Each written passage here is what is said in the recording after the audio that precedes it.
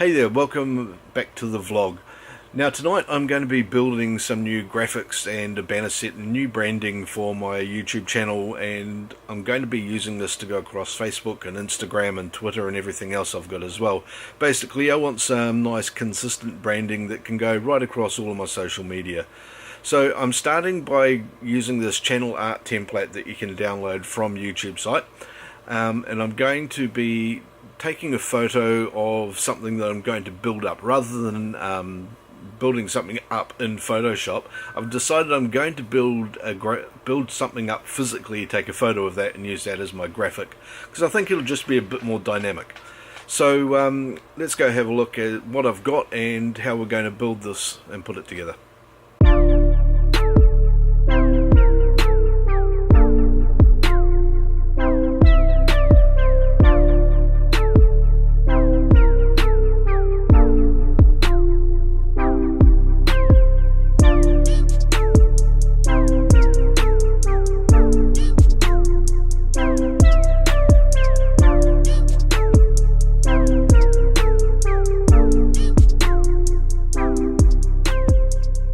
Okay, I'm going to start this by having a look at the channel art template that's been provided, which has got all the correct dimensions and everything that we need and gives us the perfect guidelines to work within. Now, rather than building in Photoshop, as I said, I'm actually going to physically build something to photograph and use the image that I get from that as the banner for everything that I'm doing. Now, to do that, I need to build something that's the correct dimensions, or roughly the correct dimensions, to fit inside this template here. Now, if you have a look at this, you'll see that the main safe area is 1546 pixels by 423 pixels. So I can translate that back to what I'm photographing and take a photograph of something that's 1.5 meters by 0.5 meter tall, roughly. If I can get some more bleed out the side, then that can come out into here and over here as well, and just sort of blend that through. The top and bottom I'm probably just going to leave either a flat color or a simple texture. I haven't decided yet. Once again, I can blend that in and just do something that's fairly minimalistic and simple, and just involving the photograph and maybe a basic amount of photo touching and maybe put something over it, but not a lot. Majority of it's just going to be a straight photograph. So I'm going to start this by going back into where I did the lens cityscape the other day. I'm going to have a look at what I've got there, and I'm going to enhance that with a few more items that sort of signify the vlogging and stuff that I do. So I'll be able to take my camera and tripod with me, of course, and a few other bits and pieces that I use for the vlogging regularly. Okay, let's go do that. Over here we've got the workbench where we did the lens cityscape, sci-fi cityscape, not too long ago. I'm going to use a lot of what I've already got here and add some more of the things in that I use for my vlogging. I'll put the Joby tripod and the RX100 in there and all that sort of thing, and then I'll take a photo of that with the A7S to get a really good, clean, crisp image.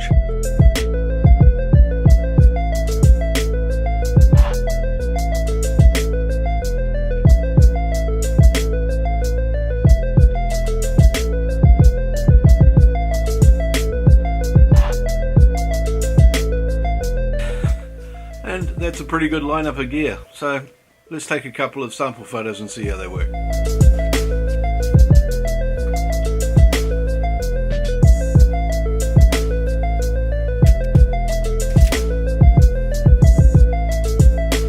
Alright, I've got all the component images now on the Mac ready to go, and I've downloaded the template from the YouTube website. I'll put a link to that below in the description. So let's have a quick look now at the template. As you can see from before, we've got this desktop and mobile text and logo safe area in here. We've got the tablet area, which is a little bit wider outside, and the maximum width for desktop requirement, so which is 2560 wide, and then the rest of that's just blank space around it. So I'm going to start with the base image that we shot. Here we go, just drop that straight on top.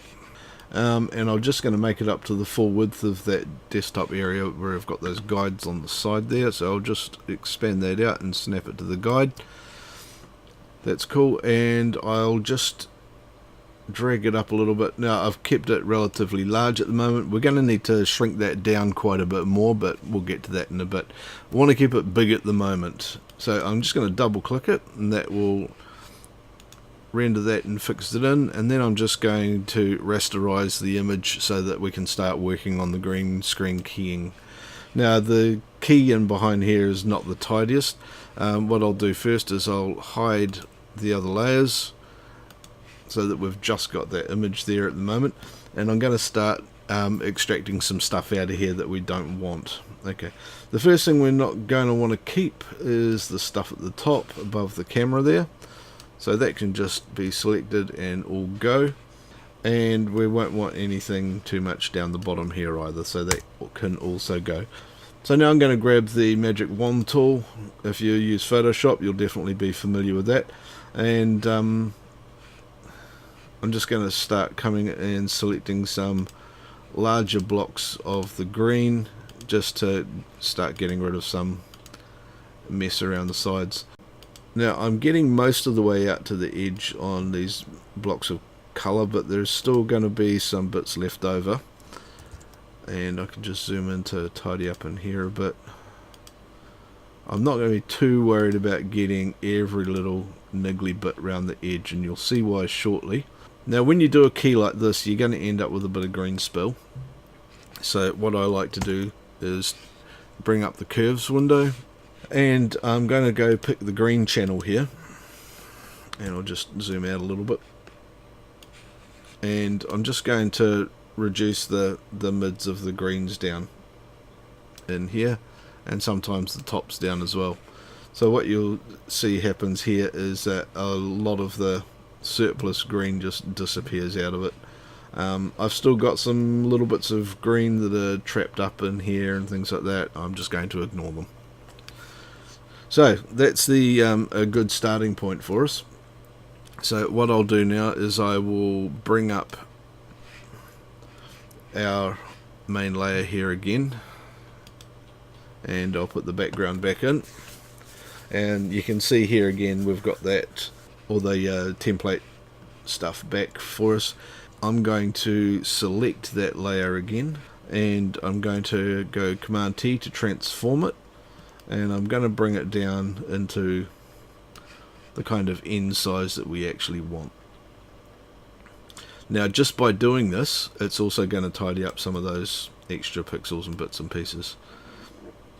So there you go. I want to drag that down to there, and I want to bring that up into around about there. Okie doke, that looks pretty good to me. So I'll double click that one and then deselect.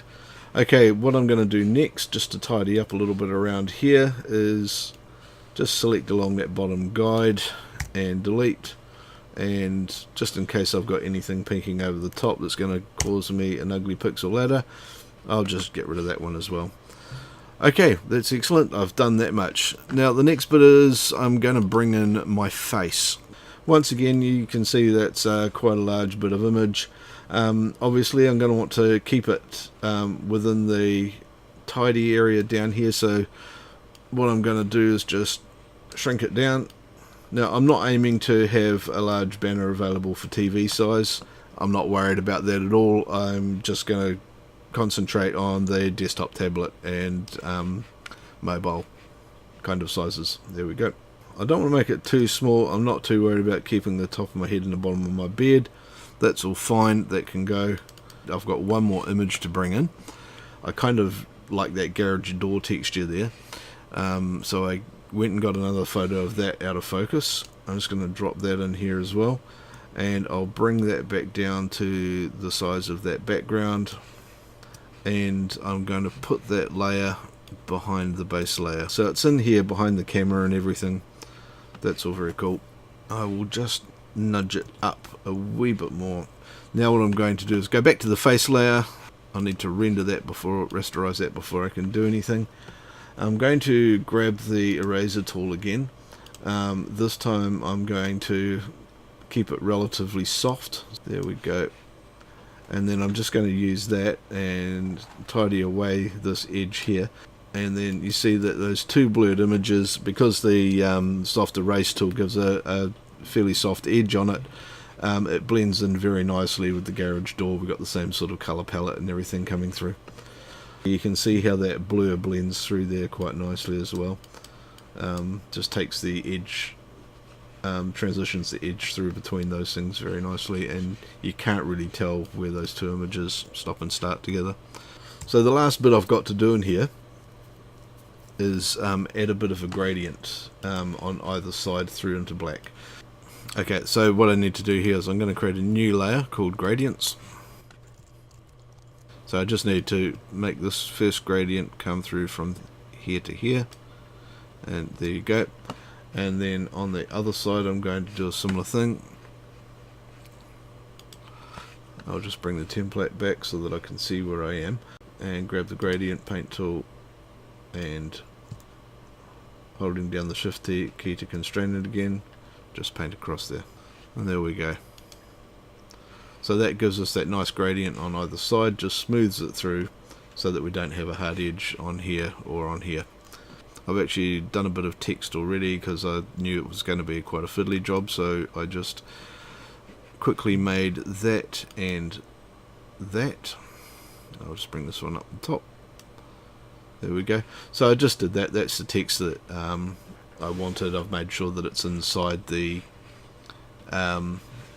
safe areas for text and everything, as you can see here. And hide the template, and that just leaves me black around the background, which is fine with me. And now I can export that out and save it as an image and import it into YouTube, which I will do now. So there you are, there it is. You've already seen it, of course, because you're watching this video, and I think it looks pretty good actually.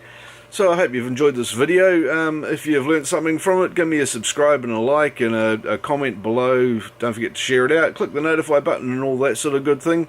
And we'll see you again tomorrow with something equally as exciting, if not even more. Okay, that wasn't that exciting, but it was interesting and educational and not too bad, really.